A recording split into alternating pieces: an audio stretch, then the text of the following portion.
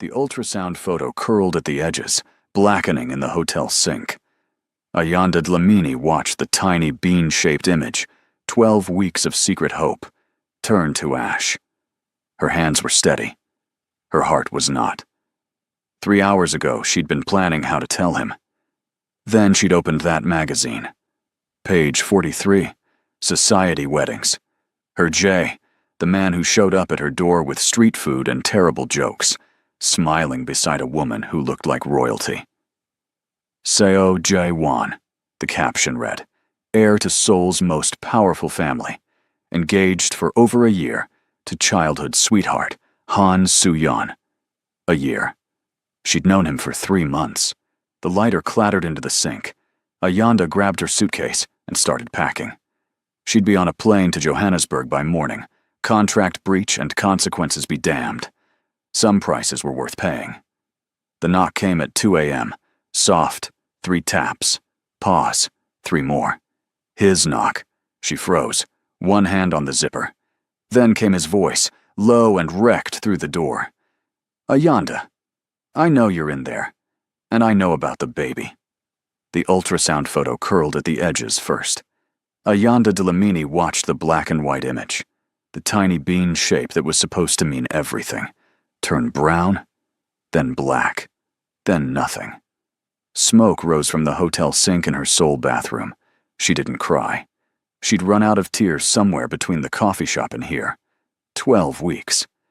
That's how long she'd been carrying this secret. 3 months of morning sickness hidden behind project deadlines, of fatigue blamed on jet lag, of a future she'd started to imagine in quiet moments when she let herself be foolish. The magazine was still open on her bed. Page 43. Society Weddings. And there he was. Seo Jae-won, heir to the Seo family empire, smiling next to a woman who looked like she belonged in a painting. Han Soo-yeon, the caption read. Childhood sweethearts are finally setting a date after a year-long engagement. A year. Ayanda had known him for 3 months. Apparently, he'd been engaged for 12. Her phone buzzed. Another message from him. Where are you? We need to talk. She turned off her phone. Then she opened her laptop and booked a flight to Johannesburg. Tomorrow morning. 6 a.m.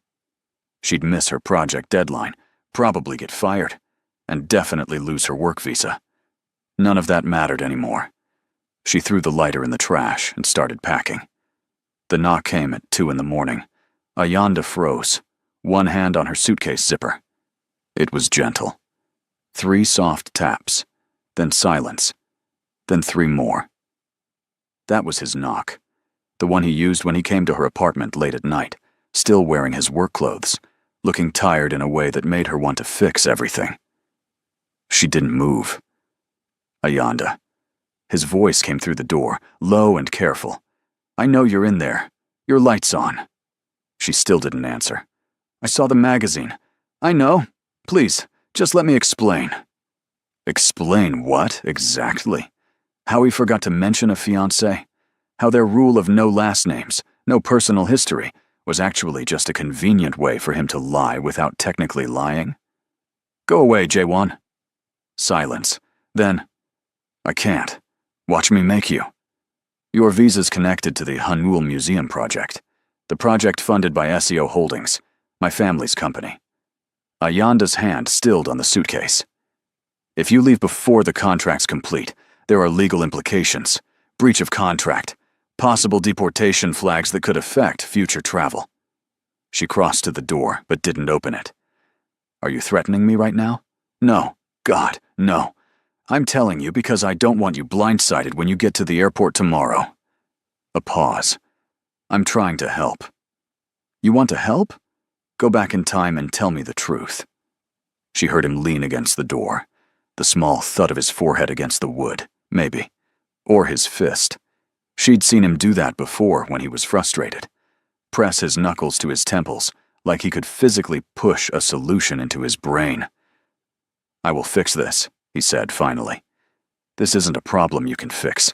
This is a life, my life, and you don't get to be in it anymore. She turned off the light, stood in the darkness and listened to him breathe on the other side of the door for what felt like hours. Eventually, she heard footsteps. The elevator. Ding. Silence. Ayanda didn't sleep. She sat on the edge of the bed and calculated. The contract had 4 months left. 4 months in Seoul. 4 months of growing more pregnant in a city where the father of her child was apparently royalty of some kind. At 5 a.m., she made coffee and opened her laptop. Searched Seo Jae-won. Big mistake. The man she knew as Jae, the one who bought her street food and laughed at her terrible Korean pronunciation and fell asleep on her couch with his face soft and unguarded, was apparently one of the most powerful men in Seoul. The articles called him a businessman. The comments section called him other things. Dangerous, connected, untouchable. There were photos of him at galas, groundbreakings, charity dinners, always in dark suits, always with that same controlled expression. And in half of them, there she was. Han Soo-yeon. Perfect posture, perfect smile, hand tucked into his elbow like it was made to rest there. Ayanda slammed the laptop shut. At 7 a.m., there was a knock. Different this time. Brisk, professional. She opened the door to a woman in her 50s, sharp eyes and a sharper suit. Ms. Dilamini, I'm Park Min-ji, legal counsel for SEO Holdings. May I come in? Before you think Ayanda's going to just roll over and let this story happen to her, stick around. This is where it gets interesting. And if you're loving the chaos already, hit that like button. Trust me, you'll want to see where this goes. Ayanda didn't move from the doorway. No. Park Min-ji smiled. It didn't reach her eyes. I understand you're upset, but we need to discuss your contract. At 7 a.m.? Mr. Seo was concerned you might make a decision you'd regret. Mr. Seo can mind his business. You are his business, Ms. Dilamini. Your work visa was expedited through SEO Holdings. Your housing allowance comes from our subsidiary. The museum project you're designing? We own the land, the permits, the funding. Park Min-ji tilted her head. In Seoul, you are our business. Ayanda felt her jaw tighten. So what? I'm trapped here? You're contracted here. There's a difference. There it is. That phrase. The one that means you're about to get legally cornered with a smile. If you leave before the project's complete, you'll be in breach.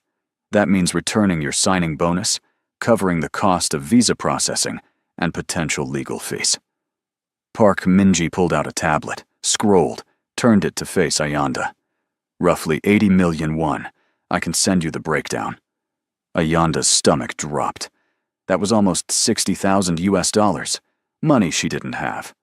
This is insane. This is contract law.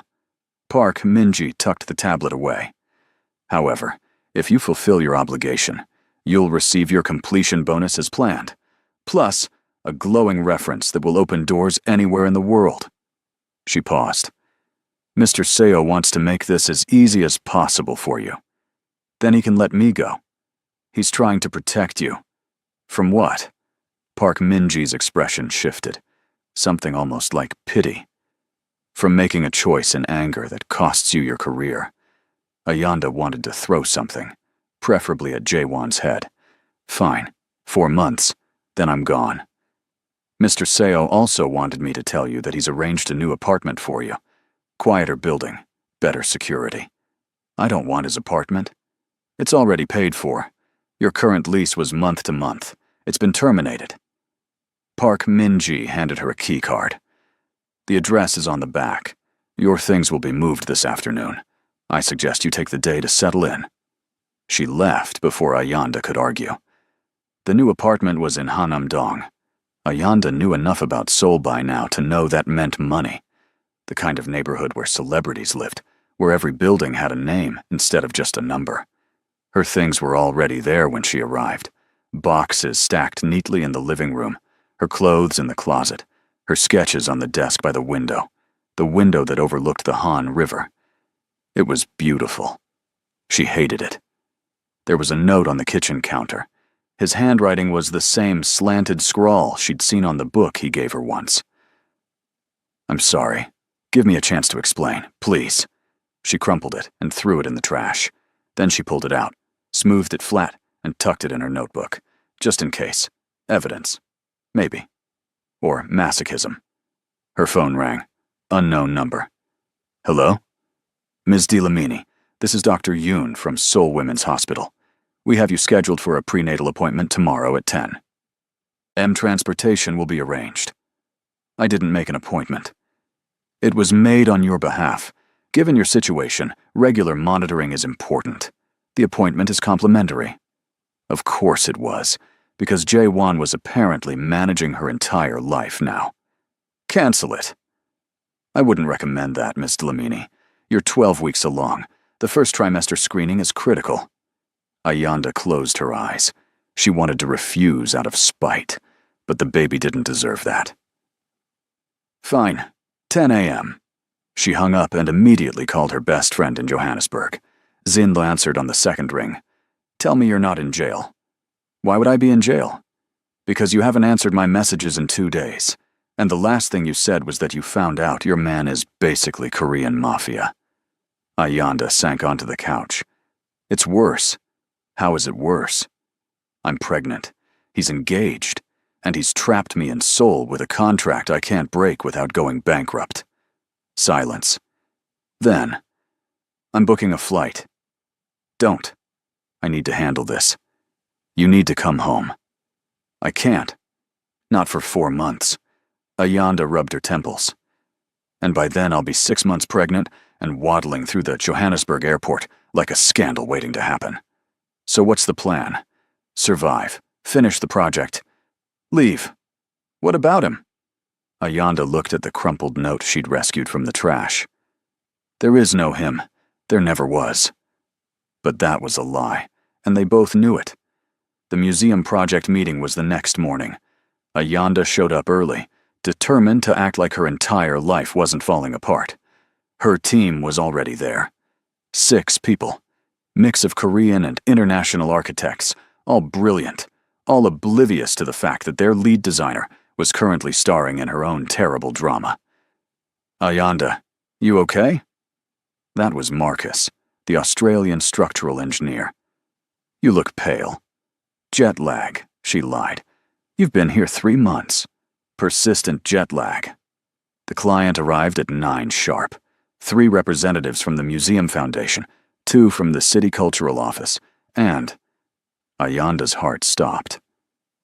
Jae-won walked in last.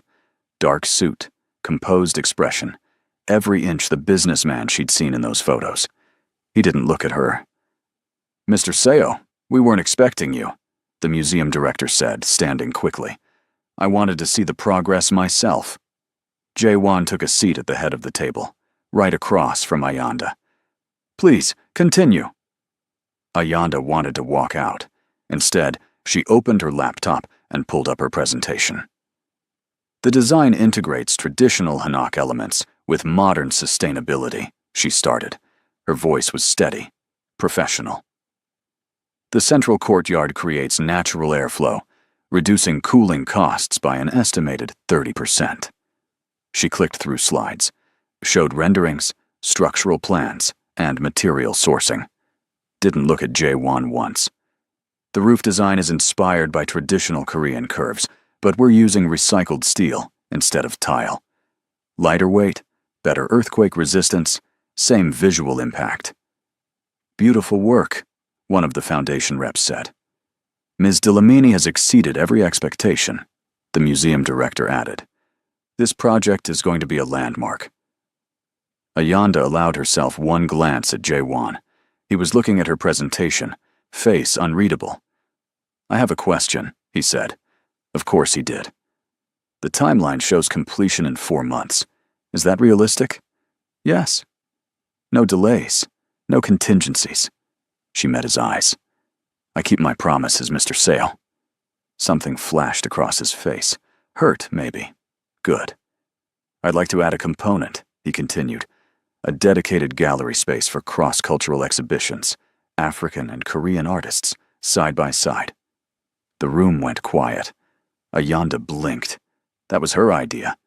The one she'd told him about at 2 a.m, half asleep, dreaming out loud about the kind of spaces she wanted to create. Bridges between worlds. That would require additional funding, the director said carefully. I'll provide it.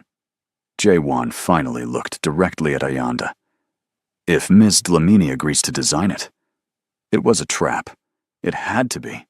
Another way to keep her here, keep her close, keep control.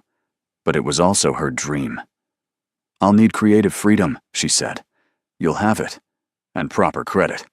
My name on the dedication. Of course. She should say no. Should tell him to take his funding and his guilt and leave her alone. Instead, she said, then yes. The meeting ended an hour later.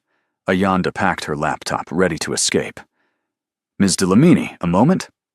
She turned. Jae-won stood by the window, hands in his pockets. Everyone else had left. We're not doing this, she said. I just want to talk. And I just want to finish my work and leave. We don't all get what we want. You're right. We don't. He took a step closer. Not threatening, just tired. But I need you to know that I never meant to hurt you. Congratulations. You failed spectacularly. The engagement was arranged when I was 19. I didn't choose it. But you chose to hide it from me. He flinched. Yes. You chose to let me fall in love with someone who doesn't exist. Jay exists. Everything with you was real. Ayanda laughed. It came out bitter. Real, except for your name, your family, your entire life. I was going to tell you. When? At the wedding? I was ending it. The engagement. I just needed time to handle it properly. To not blow up both families, the business alliances, everything. And then you saw the magazine, and I ran out of time. Ayanda shook her head. You had 3 months. You had every night you showed up at my door. Every morning you made me coffee. Every time you said you wished we could stop hiding. She picked up her bag. You didn't run out of time. You ran out of courage. She walked to the door. Ayanda. She stopped, but didn't turn around. I know about the baby. Her blood went cold. The hospital reported the appointment to my assistant. Standard protocol for family accounts. Ayanda turned slowly. Your assistant knows? No one knows. I made sure of that. He looked at her, and there was something broken in his expression. But I know, and I need you to understand that I'm not going to abandon you, or our child. Our child doesn't need a father who's already promised to someone else. I'm handling it. Stop handling things. Her voice rose, and she didn't care. Stop managing me like I'm another business problem. I don't want your apartment or your hospital or your guilt money. I want to finish this project and go home. Where's home, Ayanda? The question landed like a punch, because Johannesburg felt far away, and Seoul had started to feel like something, back when she thought Jay was just Jay, back when she let herself imagine a future. Anywhere you're not, she said. She left before he could respond. The prenatal appointment the next day was surreal. Private room, top specialist, every test available. They did blood work, measurements, and another ultrasound. Everything looks perfect, Dr. Yoon said, smiling at the screen. Would you like to hear the heartbeat? Ayanda nodded. The sound filled the room, fast and strong and impossibly real. She started crying. Dr. Yoon handed her tissues. Hormones are very normal at this stage. It wasn't hormones. It was the sudden, overwhelming reality that this was happening. In 4 months, she'd be visibly pregnant. In 6 months, she'd be a mother. And she had no idea how to do this alone. Is there a partner who'd like to attend the next appointment? Dr. Yoon asked gently. No. Family support is important. If not a partner, perhaps a friend or relative. Ayanda thought of her mother, back in Johannesburg. Her father. Zinhle. Everyone who loved her and would support her was thousands of kilometers away. I'll figure it out, she said. She left the hospital with a folder of information and a new ultrasound photo. This time, she didn't burn it. She tucked it in her bag and tried not to think about the fact that somewhere in Seoul, Jae-won knew she'd been here, probably knew everything the doctor had said. Her phone rang as she walked to the subway. Unknown number again. "Stop calling me from the hospital," she snapped. "Ms. Dlamini," an older woman's voice, accented but clear. "This is Madame Seo, Jae-won's grandmother. I would like to invite you to tea." Ayanda stopped walking. People flowed around her on the sidewalk. "Excuse me." "Tomorrow, 3 p.m., my home in Seongbuk-dong. A car will collect you." "I don't think that's a good idea." "I'm not asking, dear." The line went dead. Ayanda stared at her phone. Then she called Jae-won. He answered immediately. "Did you tell your grandmother?" "No, I told you. No one knows." "Then how does she know?" Silence. Then a sigh. "She always knows. It's terrifying. She invited me to tea. Don't go. She said it wasn't optional." "Ayanda, my grandmother is. She's very. Just don't go. Please, I'll handle it." "Stop handling things," she hung up. Then immediately regretted it, because now she had no idea what she was walking into. The car that picked her up the next day was black, expensive, and driven by a man who didn't speak the entire ride. They wound through neighborhoods that got progressively quieter, progressively older. Traditional houses with tile roofs tucked behind modern walls. They stopped in front of a gate. It opened automatically. The house beyond was beautiful. Traditional Hanok architecture, but maintained like a museum. Wooden beams, a curved roof, a courtyard garden that probably required a full-time gardener. An older woman in a hanbok waited at the entrance. "Ms. Dlamini, please, come in." Ayanda followed her inside, removing her shoes, accepting the slippers offered. They walked through hallways that smelled like wood and tea and something floral. Madame Seo sat in a room overlooking the garden. She was 76, according to the articles Ayanda had obsessively read last night. Elegant, sharp-eyed, built an empire with her husband and ran it alone after he died. "Sit," she said, not unkind, but not warm. Ayanda sat. Tea was already poured. Madame Seo studied her over the rim of her cup. "You're younger than I expected." "I'm 29. As I said, young." She set down her cup. "But talented. I've seen your work. The Maboneng Commons in Johannesburg. Mixed use, community-focused. You think long-term." "You researched me." "Of course I did. You're carrying my great-grandchild." Ayanda's teacup rattled against the saucer. "He told you." "He didn't have to. I have sources. And eyes. He's been distracted for months. Then suddenly he's moving you to a secure building and arranging private medical care." She smiled slightly. "I'm old, not oblivious." "What do you want from me?" "To meet you. To see if you're suitable." Ayanda stood. "I'm not auditioning to be part of your family. Sit down." The command in her voice was absolute. Ayanda found herself sitting. "Whether you like it or not, you are connected to this family now. The child you're carrying is a CO. That comes with complications. I don't want anything from you." "Good. That makes you smarter than most." Madame Seo poured more tea. "But what you want and what you'll need are different things. Seoul is not forgiving to single mothers, especially foreign ones, especially ones connected to families like ours. Then I'll raise my child somewhere else. Running away is easy. Building something is harder." She looked at Ayanda directly. "Which kind of person are you?"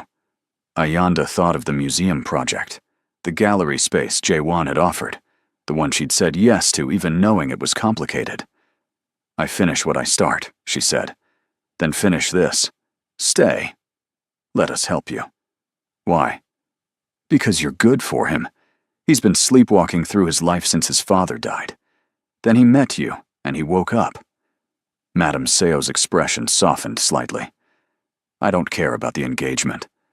Soo-yeon is lovely, but it's a business arrangement, not a love match. I care about my grandson being happy. And I care about my great-grandchild being raised by people who chose each other, not obligation. He didn't choose me. He chose to lie to me. And that was wrong. But he's young. He made a mistake. She leaned forward. The question is, can you forgive him? Eventually?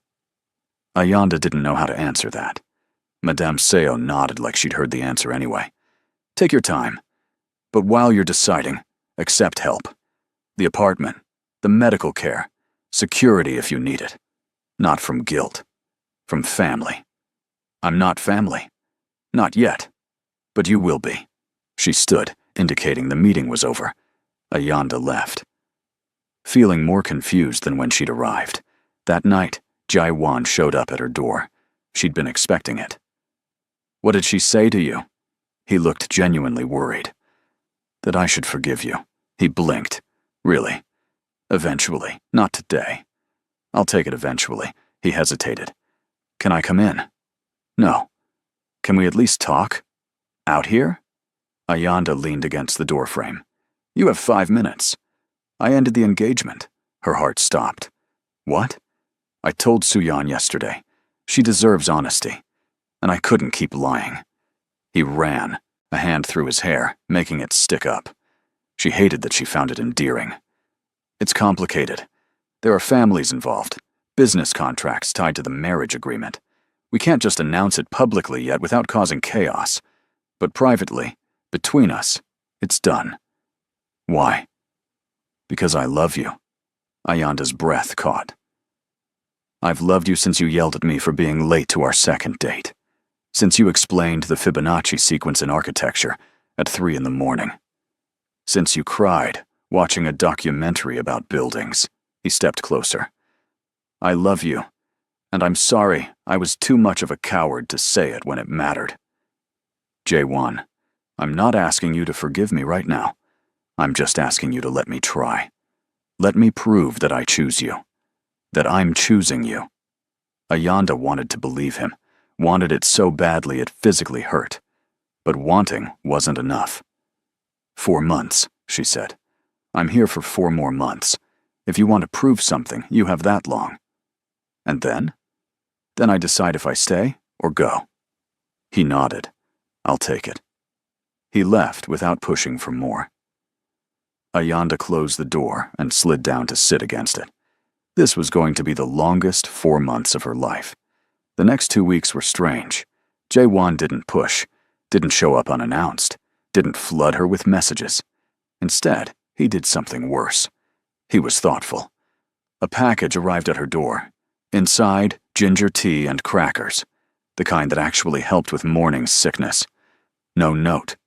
She knew it was from him. 3 days later, her favorite bakery order appeared at her office. Still warm, still no note.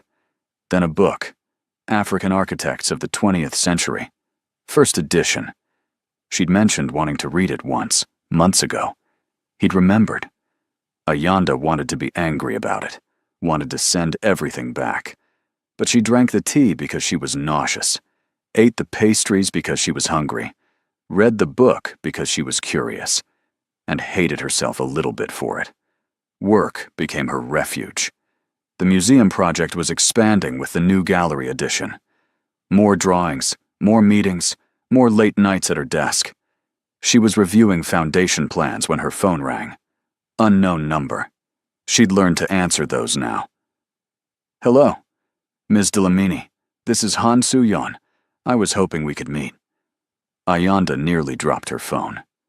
I know this is unexpected, Soo-yeon continued. Her voice was calm, educated, the kind that came from expensive schools and etiquette training.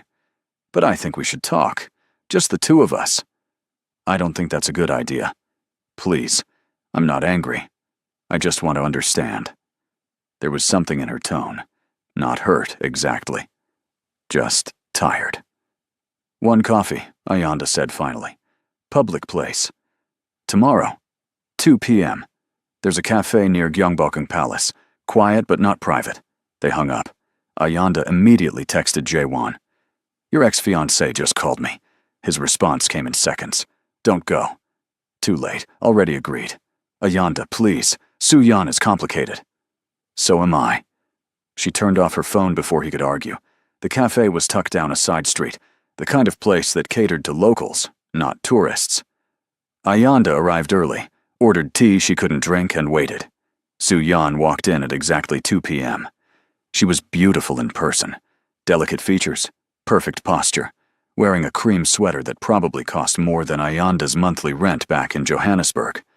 But her eyes were red-rimmed, like she'd been crying recently. "Thank you for coming," Su-Yan said, sitting down. "I wasn't sure you'd actually show up." "Why wouldn't I?" "Because I'm sleeping with your fiancé." Su-Yan smiled sadly. "Former fiancé. And from what I understand, you didn't know about me. Does that make it better?" "It makes it not your fault." Su-Yan ordered coffee from the server, then turned back to Ayanda. "I've known Jae-won since we were children. Our families have been planning this marriage since we were teenagers. I always knew he didn't love me. Not the way you're supposed to love someone you marry." "Then why agree to it?" "Because I loved him. And I thought that would be enough." She stirred her coffee slowly. "I thought if I was patient, if I was perfect, eventually he'd feel the same way." "But you can't make someone love you. I learned that the hard way." Ayanda didn't know what to say to that. "He told me about you 3 weeks ago," Su-Yan continued. "Didn't mention your name, didn't give details. Just said he'd met someone and couldn't go through with the wedding. I was angry at first. Then I was relieved." "Relieved?" "Because it gave me permission to stop trying." Su-Yan looked at her directly. "I've spent 10 years of my life waiting for him to look at me the way he looks at you. Now I can stop." Ayanda's throat tightened. "I'm sorry. Don't be. You didn't do this. We did. Our families, our traditions, our inability to just be honest." She took a sip of coffee. "Can I ask you something?" "Okay. Do you love him?" The question hung in the air between them. Ayanda thought about lying, then decided this woman deserved the truth. "Yes, I do. And I hate that I do." Su-Yan nodded like she understood completely. "He's easy to love when he lets you see the real him.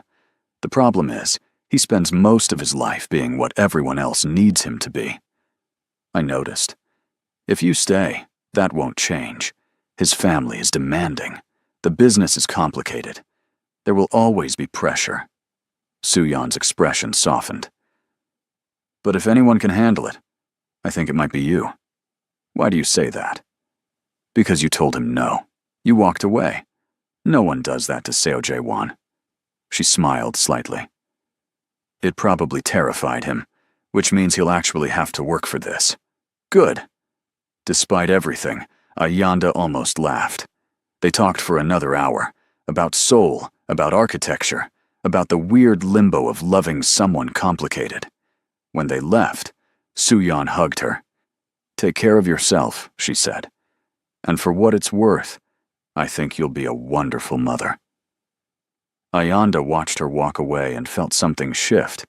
Not forgiveness exactly, but maybe understanding. Her phone had 17 missed calls from Jae-won. She called him back. "Are you okay?" He sounded panicked. "I'm fine." She was nice. Su-Yan was nice? Surprisingly, yes. Silence. Then, what did she say? "That you're an idiot, but a lovable one." "She said that?" "I'm paraphrasing." She heard him exhale. "I was worried I don't know, say something to hurt you." "She's hurt too, Jae-won. You don't get to be the only one suffering in this story." "I know. You're right." A pause. "Are you free tonight?" "Why?" "Because I'd like to cook you dinner, at my place. No pressure, no expectations. Just food." Ayanda knew she should say no. Knew she was opening a door she'd been trying to keep closed. "What are you cooking?" "Jjigae. Your favorite." Damn him for remembering. 7 o'clock, she said. "And if you poison me, I'm haunting you forever." "Deal." His apartment was in the same building as hers, 3 floors up. She'd never been inside. When he opened the door, she was surprised by how normal it looked. Books on shelves, dishes in the sink. a blanket thrown over the couch like he'd been napping. "You look surprised," he said. "I expected something more. I don't know, fancy." "My mother's house is fancy. This is where I actually live." He gestured to the kitchen. "Dinner's almost ready. Make yourself comfortable." She sat at his counter and watched him cook. He moved efficiently, chopping vegetables, adjusting heat, tasting broth. This was the Jay she remembered. Relaxed, focused, present. "You're staring," he said without looking up. "You're cooking. It's weird seeing you do normal things." "I cook all the time." "I know. I just forgot." She accepted the water he handed her. "Everything in the last few weeks has been so surreal. Seeing you like this reminds me of before." He plated the food, set it in front of her, then sat down across the counter. "I miss before," he said quietly. "Me too." They ate in comfortable silence. The jjigae was perfect. Rich, spicy, exactly the way she liked it. "How are you feeling?" he asked. "Physically, I mean."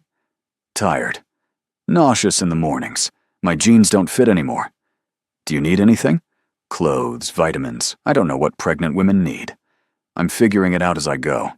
Can I come to the next appointment? The doctor's visit?" Ayanda looked at him. He was trying so hard. It would be easy to say yes, but easy wasn't what she needed right now. "Not yet," she said. "Maybe eventually. But not yet." He nodded. Disappointed, but accepting. "Can I ask about the project instead? Is the gallery design working?" She pulled out her phone and showed him sketches. They spent the next hour talking about architecture, materials, light flow. It felt like old times, like when they'd meet at her apartment and she'd spread drawings across the floor, and he'd ask questions that made her think differently. "You should use bamboo for the interior screens," he said, pointing at her sketch. "It's traditional, but sustainable, and it'll cast beautiful shadows." "That's actually perfect." He smiled. The real smile, not the public one. "I have good ideas sometimes." "Sometimes," she agreed. When she left that night, he walked her to the door. "Thank you for coming," he said. "Thank you for not being weird about everything." "I'm trying." She almost kissed him. The instinct was there, muscle memory from months of being together. But she stopped herself. "Good night, Jaewon." "Good night, Ayanda." She went back to her apartment and realized she was smiling. "Okay, listen. If you're invested in whether these two can actually figure their mess out, drop a comment. Tell me if your team forgive him or team make him suffer, because it's about to get way more complicated." The complication arrived the next morning in the form of a phone call from her project manager. "We have a problem." Ayanda was brushing her teeth. She spit, rinsed, and answered. "What kind of problem?" "The permits for the gallery addition were flagged. Someone filed a complaint." "What? Why?" "Historical preservation concerns. They're saying the expansion violates heritage site protections." Ayanda's stomach dropped. "The site's been cleared? We had approval." "We did. But complaints can trigger reviews. This could delay us by months." "We don't have months. The timeline's already tight." "I know. We're trying to figure out who filed it and why. I'll keep you updated." Ayanda hung up and immediately knew. This wasn't random. Someone was targeting the project, which meant someone was targeting her. She called Jaewon. "Did you do something to make someone angry?" she asked when he answered. "Good morning to you too, and probably." "Why?" "Someone's sabotaging the museum project." She heard him moving, the sound of a door closing. "Tell me everything." She explained about the permits, the complaint, the delay. "This is about us," he said. "Someone knows about us, and they're using the project to get leverage." "Your mother?" "No. She's direct. If she wanted to pressure you, she'd do it to your face." He was quiet for a moment. This is someone else. Someone who benefits from chaos. "That's not ominous at all. Let me make some calls. I'll fix this." "Jaewon, you can't just fix everything." "Watch me."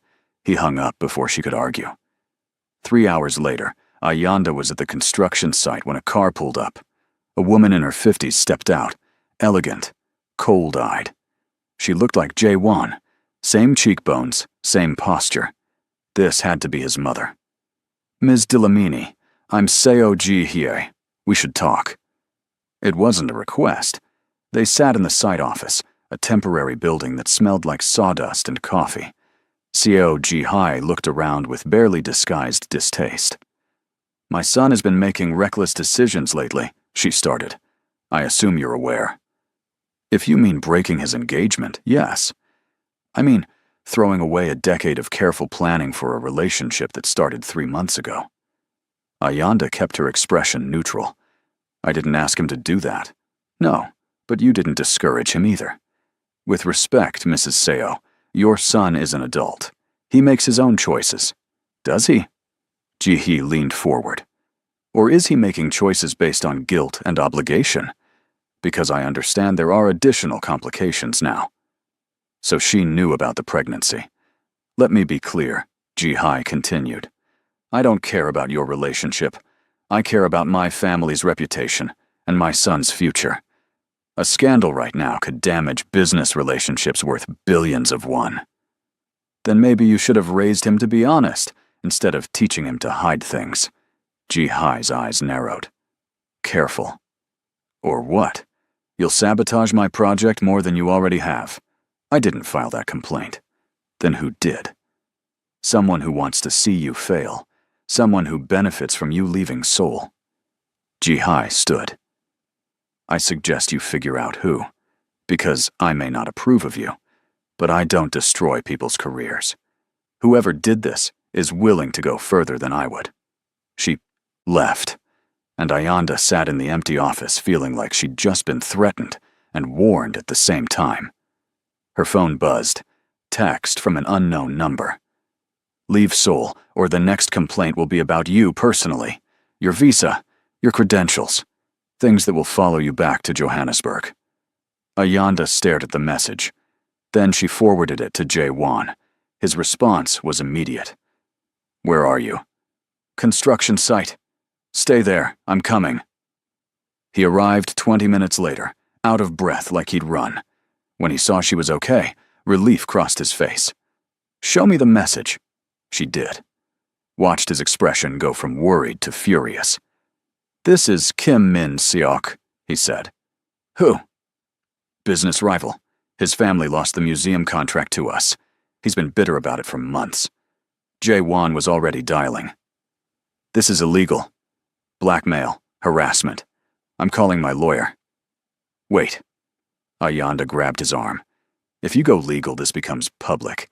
Then everyone knows about us, about the baby, everything." "So?" "So I'm not ready for that, and neither is your family." "I don't care about my family." "Yes, you do. You spent your whole life caring about them. Don't pretend you can just stop." She took his phone. "Let me handle this my way." "How?" "I'm going to finish the project. On time, perfectly. So well that no complaint or delay matters. And then I'm going to decide what I want." She looked at him. "Without threats or pressure. Just my choice." "That's your plan? Work harder?" "That's always been my plan." He looked at her like she was insane, or possibly brilliant. Maybe both. "You're terrifying," he said. "Thank you." He laughed. Actually laughed. Then sobered. "Let me help. Not by fixing it, just by being here." "How?" "I know people at city planning.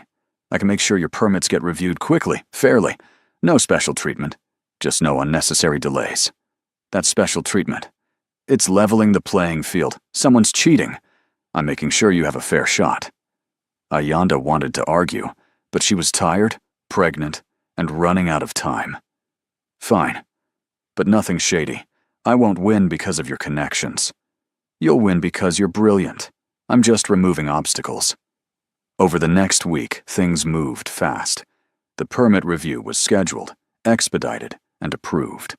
The complaint was investigated and dismissed as frivolous. Kim Min-seok apparently got a visit from someone in Jae-won's organization. Nothing threatening. Just a reminder that harassment has consequences. The project was back on track. Ayanda worked 16-hour days, supervised construction, revised plans, and coordinated with contractors.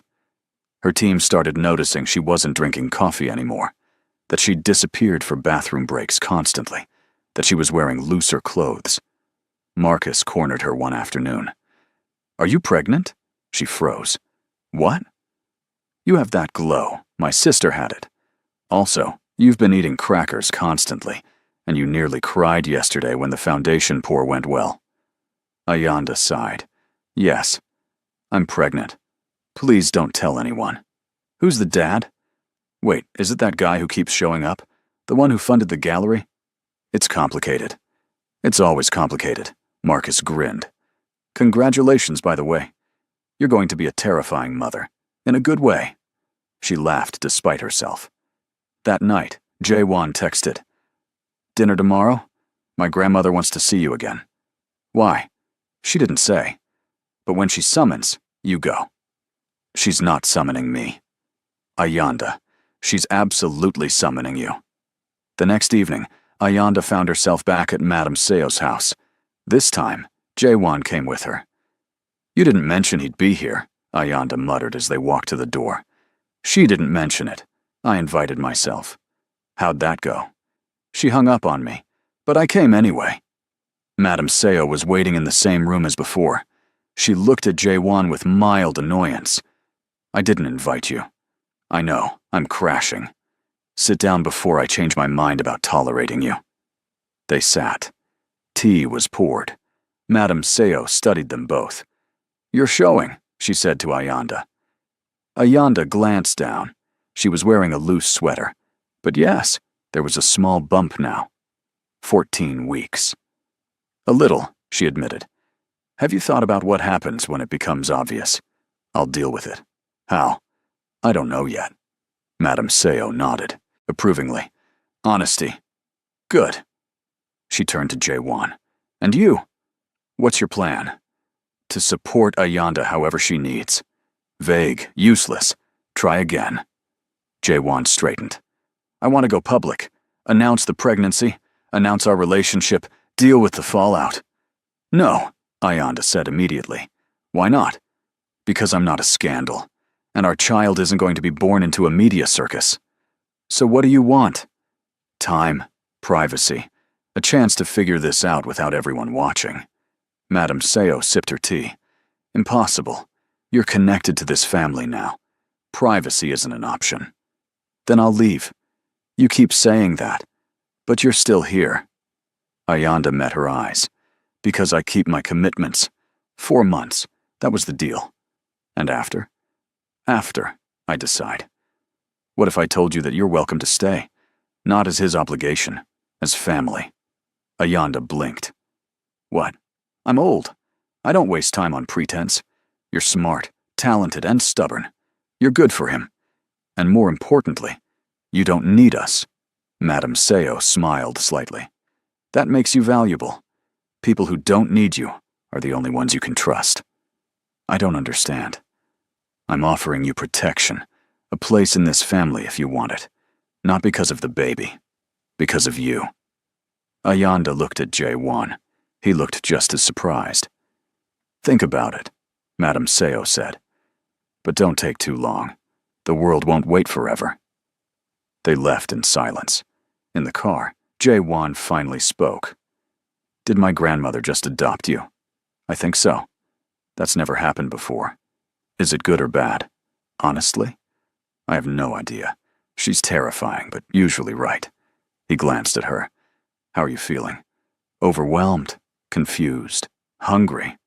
I know a place." They ended up at a street food stall, eating tteokbokki and fried dumplings. It was so normal it felt surreal. "Can I ask you something?" Jae-won said. "Okay." "When you think about the future, what do you see?" Ayanda thought about it. "I see my child growing up confident, knowing both sides of their heritage. I see myself still designing buildings, still creating things that matter." She paused. "I don't know if I see Seoul or Johannesburg. I don't know if I see you. But I see me. Solid. Certain. That's good. What do you see? Honestly, I see you. The rest is negotiable. Her heart did that stupid flutter thing. That's a lot of pressure, she said. I know, but it's true. They finished eating. He drove her home. At her door, he hesitated. Can I feel it? The bump? Ayanda's breath caught. It was such a small thing. But it felt huge. Okay. He placed his hand on her stomach, gentle, reverent. The bump was small but unmistakable. Hi, he whispered. I'm your dad. I'm trying really hard not to mess this up. Ayanda's eyes stung. Damn hormones. You're doing okay so far, she said quietly. He looked up at her. Yeah? Yeah. The moment stretched. He was close enough to kiss. She could feel his breath. Then her phone rang. They jumped apart. She answered. Ayanda? It's your mom. Hi, Mama. We need to talk about when you're coming home. Your father and I are worried. You've been so vague about everything. Ayanda looked at Jaewon. He was watching her carefully. Can I call you back? Is something wrong? No, I need to tell you something, but not over the phone. Silence. Then, you're pregnant, aren't you? Mothers always know. Yes. And the father? It's complicated. Is he there with you now? Ayanda glanced at Jaewon. He was still standing there, hand in his pockets, looking nervous. Yes. Put him on. Mama, I don't think... Ayanda Elizabeth Dlamini, put him on the phone. Jaewon's eyes went wide. Ayanda handed him the phone. Hello, Mrs. Dlamini, he said. His voice was steady, but she could see his hand shaking slightly. She couldn't hear her mother's side of the conversation, but she watched Jaewon's face cycle through expressions. Nervous, apologetic, determined. Yes, ma'am, I understand. No, ma'am, I take full responsibility. Yes, I will. I promise. He handed the phone back. What did she say? Ayanda asked. She said if I hurt you again, she'll fly to Seoul and handle me personally. Despite everything, Ayanda laughed. She's terrifying, Jaewon added. Now you know where I get it from. He smiled, then sobered. She wants to come visit, meet me properly, talk about everything. When? Next month.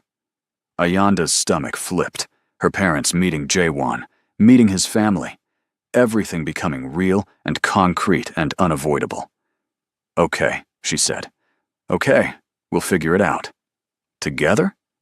She looked at him, really looked, at the man who'd lied to her and broken her heart, and was now standing on her doorstep looking hopeful and scared and sincere.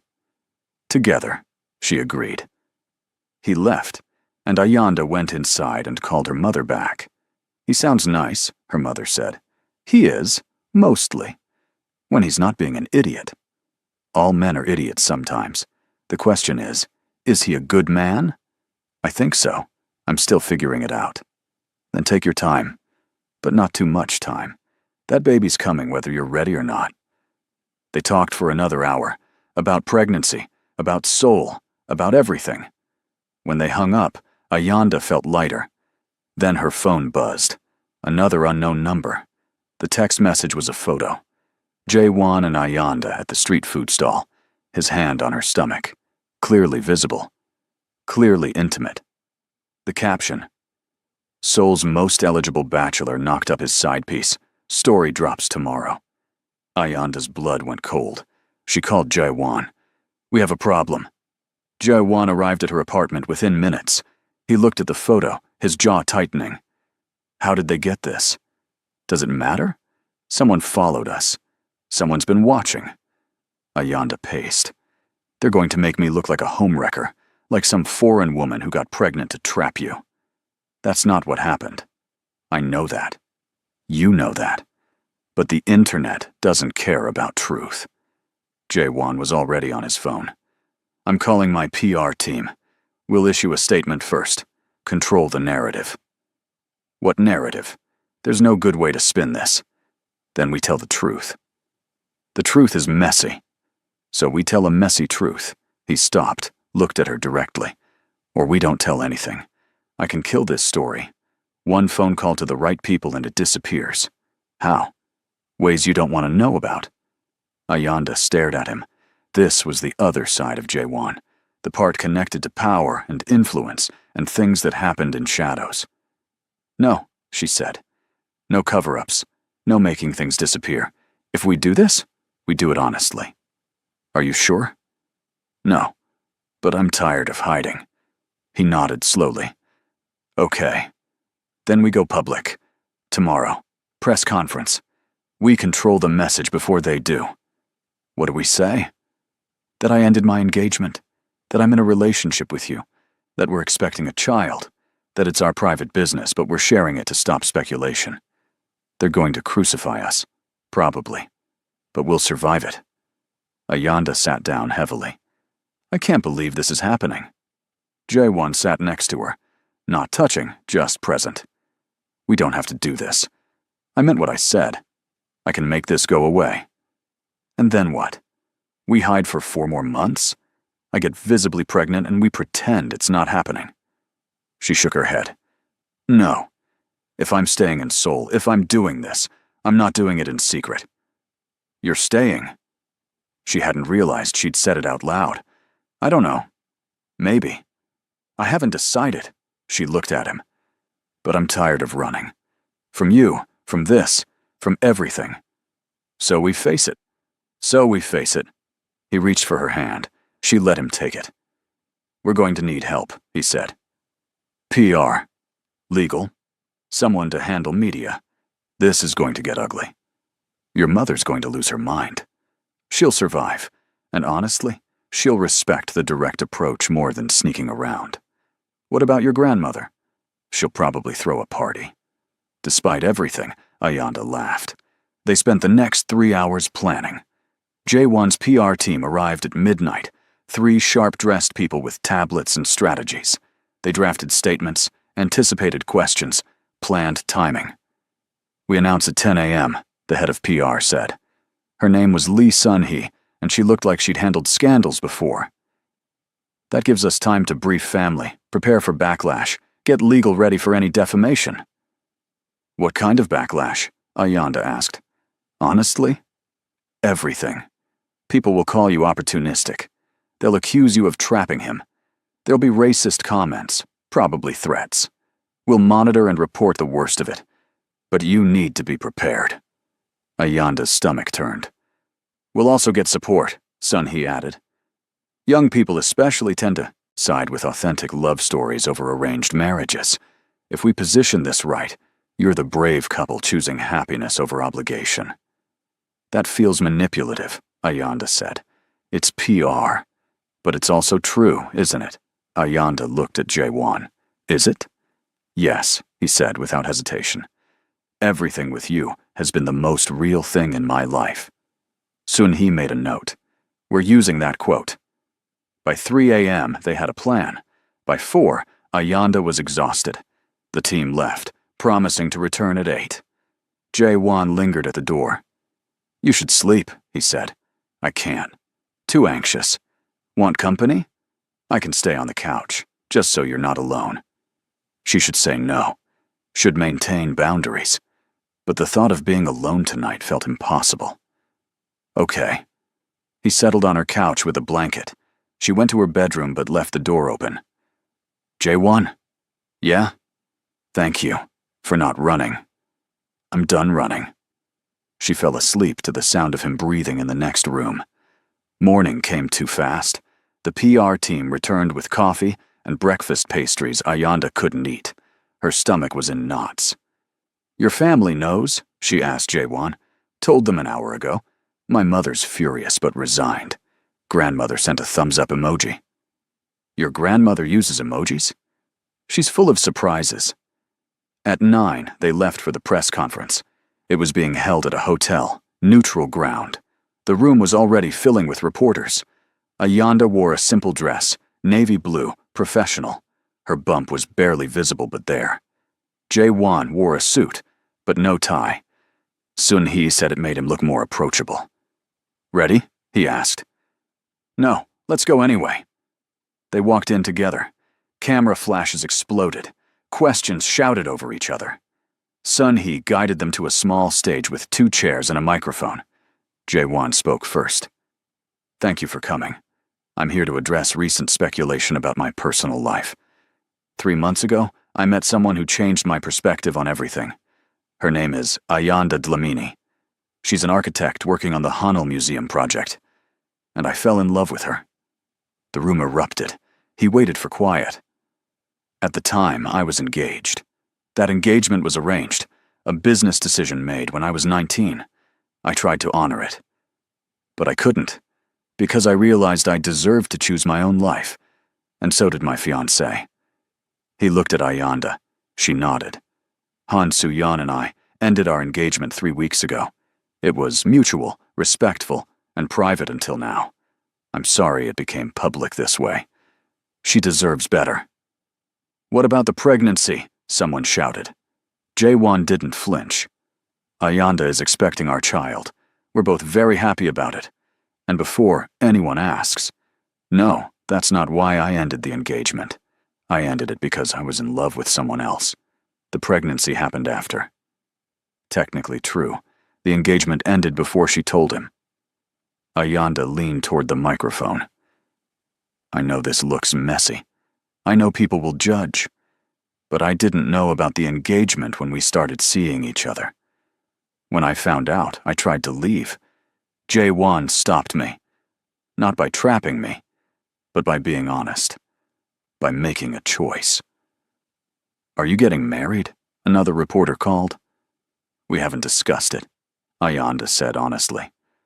"Right now, we're focused on preparing for our child and finishing my work in Seoul." "Will you stay in Korea?" "I don't know yet.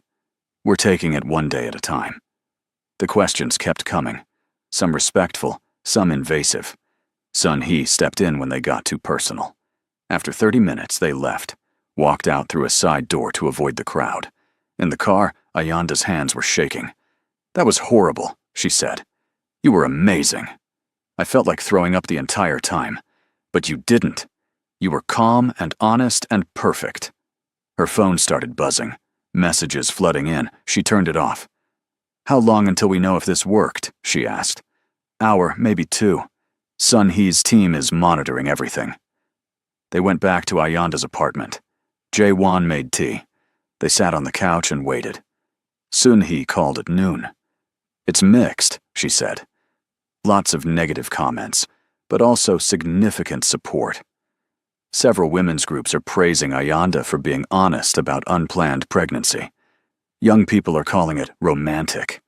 Older generation is scandalized, but that was expected." "Any threats?" Jae-won asked.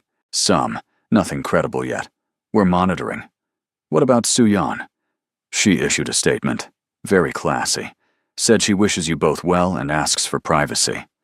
Ayanda felt a wave of gratitude for a woman she barely knew. "Overall," Sun Hee continued, "you survived. Now we let it settle and focus on controlling your narrative going forward." They hung up. "We did it," Jae-won said. "We survived one day. There are many more coming." "Then we survived those too." Ayanda's phone rang. Her mother.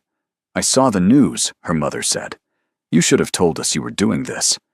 It happened fast. Are you okay?" "I think so. Ask me again tomorrow. Your father and I are coming. This weekend. We already booked flights."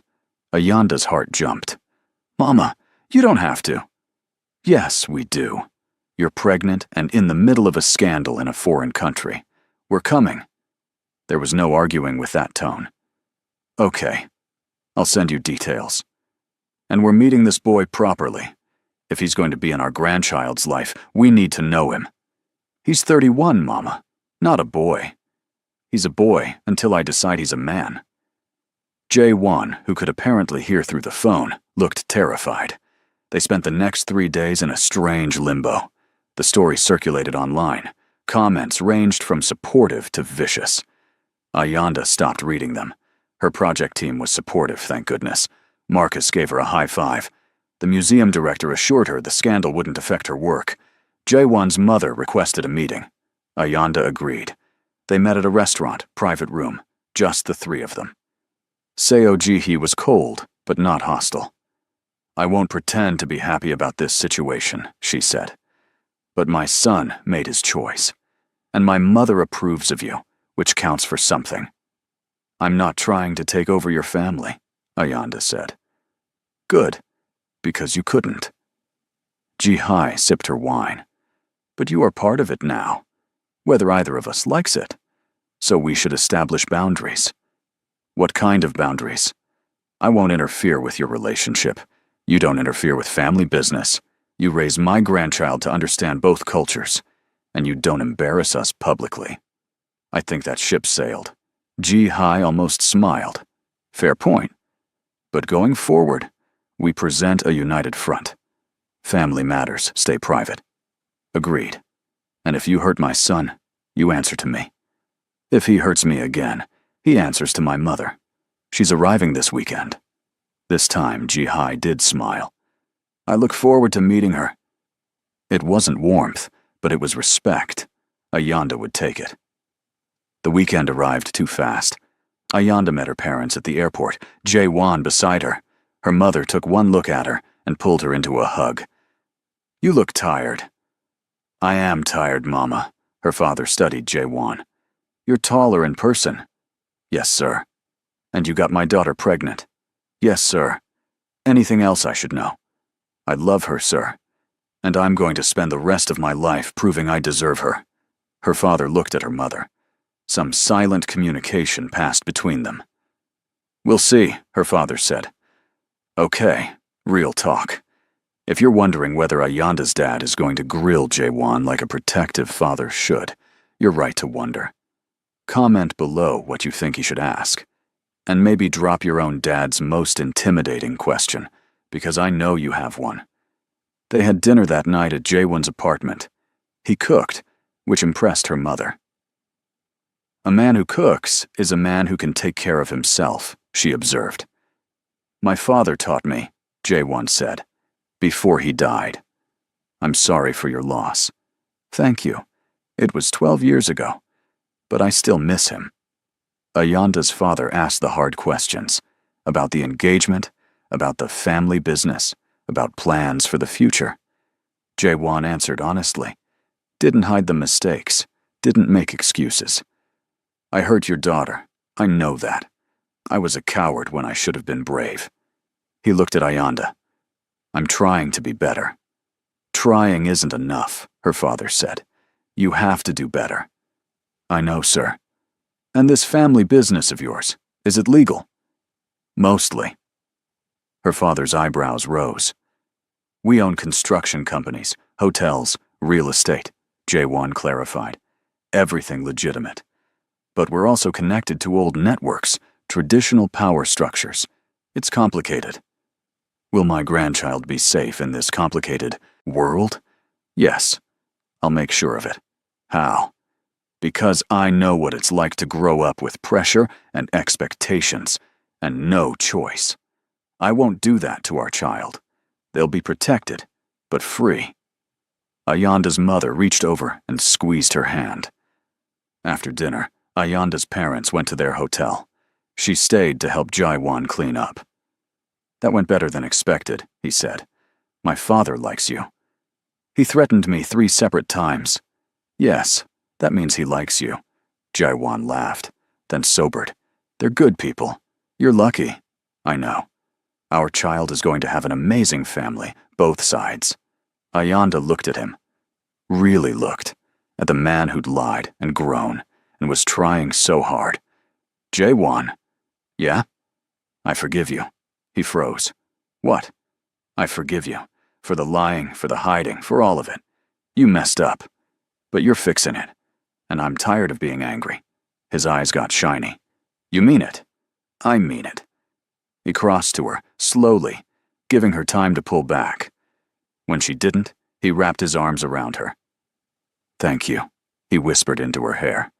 She let herself lean into him, let herself feel safe for the first time in weeks. This doesn't mean everything's perfect, she said against his chest. I know. We still have a lot to figure out. I know. And if you ever lie to me again, I will destroy you. I believe you. She pulled back to look at him. But I want to try, really try, not just for the baby, for us. Yeah? Yeah. He kissed her, soft and careful and full of relief. She kissed him back and felt something settle in her chest. Not certainty, exactly, but hope. The next 2 months were chaos. Ayanda's parents stayed for 2 weeks, met Jaewon's family, explored Seoul. The meeting between her mother and Madame Seo was legendary. 2 strong women sizing each other up over tea, then apparently deciding they liked each other. Your grandmother is terrifying, Ayanda's mother told her later. I respect that. The museum project progressed. Ayanda worked through her pregnancy, her team accommodating when she needed breaks. The gallery space was taking shape, beautiful, and exactly what she'd envisioned. At 20 weeks, they had another ultrasound. Jaewon came this time. Do you want to know the gender? Dr. Yoon asked. They looked at each other. Yes, they said together. It's a girl. Jaewon's face did something complicated. Joy and terror and wonder all at once. A daughter, he said quietly. Ayanda was crying, happy tears this time. They left the hospital holding hands. I don't know how to raise a daughter, Jaewon said. Good thing you have months to figure it out. What if I mess it up? You will, so will I, but we'll fix it together. He stopped walking, turned to face her. Move in with me. What? Not because you have to. Not because of the baby. Because I want to wake up with you every morning. I want to figure out this parenting thing together. I want to build a life with you. Jaewon, I'm not proposing. Not yet. I know you need time. But live with me. Let's be a family. Ayanda thought about her apartment, her space, her independence. Then she thought about him making her breakfast, about falling asleep next to him, about their daughter growing up seeing parents who chose each other. Okay. Yes. I'll move in with you. He picked her up and spun her. She laughed and swatted him. Careful. I'm carrying precious cargo. Both of you are precious. She moved in the next week. It was surprisingly easy, merging their lives. Her sketches on his walls, her books on his shelves, their routines blending. The museum project finished on schedule. The opening was scheduled for late spring, just before her due date. At 30 weeks pregnant, Ayanda stood in the completed gallery space and cried. It was perfect. Bamboo screens casting shadows, natural light flooding in. Space for art from 2 continents to speak to each other. You did it, Jaewon said, standing beside her. We did it. The dedication plaque was installed the next day, designed by Ayanda Dlamini, funded by CO Holdings in partnership with the National Museum Foundation. Her name, permanent, on something that would outlast her. The opening gala was beautiful. Ayanda wore a dress that accommodated her belly, feeling enormous and proud. Her parents flew back for it. Jaewon's family attended. Even Soo-yeon came, gracious and kind, congratulating Ayanda on her work. You built something amazing, Soo-yeon said. Thank you, and thank you for your statement. It helped. We're all just trying to be happy. Different paths, same goal. They hugged, and Ayanda felt a chapter close. That night, back at the apartment, Jaewon found her on the balcony. Tired? Exhausted. Happy. Terrified. About the baby? About everything. She's coming in 6 weeks. We're going to be parents. We're going to be terrible at it. Absolutely. But we'll figure it out. Ayanda leaned against him. Do you ever wonder what would have happened if I'd made that flight? If I'd actually left? Every day. What do you think? I think I would have followed you to Johannesburg. Probably would have shown up at your door like an idiot, begging for another chance. Would I have let you in? I hope so. She turned to face him. I'm glad I stayed. Me too. I love you, Jaewon, even when you're infuriating. I love you too, even when you're stubborn. I'm not stubborn. You literally worked through contractions with our first daughter because you wanted to finish a drawing. That hasn't happened yet. It will. I know you." She laughed because he was probably right. 6 weeks later, their daughter arrived. 8 pounds, healthy lungs, her father's eyes. They named her Naledi Seo. Star in Setswana, her mother's language. Seo from her father. Ayanda's mother cried when she heard the name. Jaewon's grandmother approved, which was basically a blessing.